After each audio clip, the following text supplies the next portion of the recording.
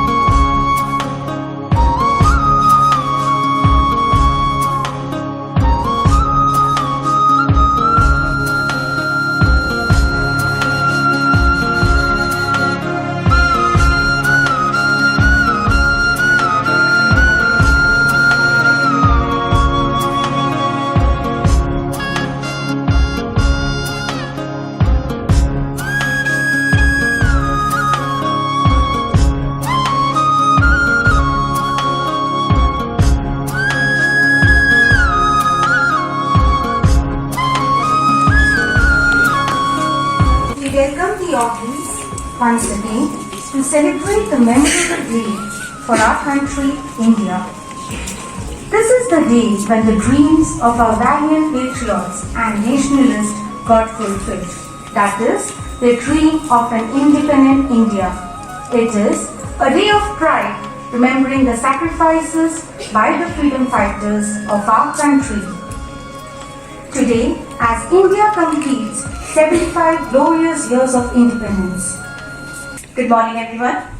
First of all, I would like to take this moment to thank our principal, Dr. Deepak Raj Singh Bisht, for gracing the occasion of the 75th Azadi Ka Amrit Mahotsav, all the HMs, Administrative Officer, Mr. Vikram Rawat, teachers, parents, and participants.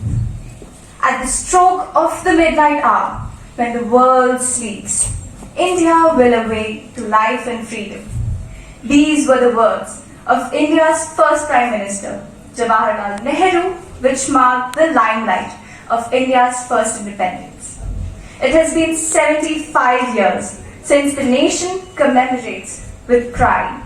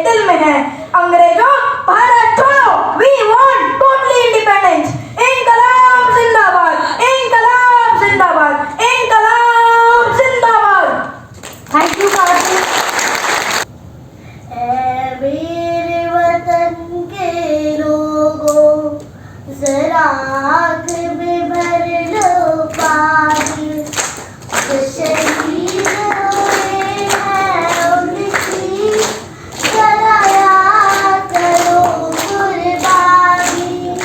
ऐ मेरे वतन के लोगों, जरा आँख में भर लो पानी, जो शहीद हुए हैं उनकी जरा याद करो कुर्बानी। तुम भूल ना जाओगे तुम, इसलिए सुनो ये कहानी, जो शहीद हुए हैं उनकी जरा याद करो कुर्बानी।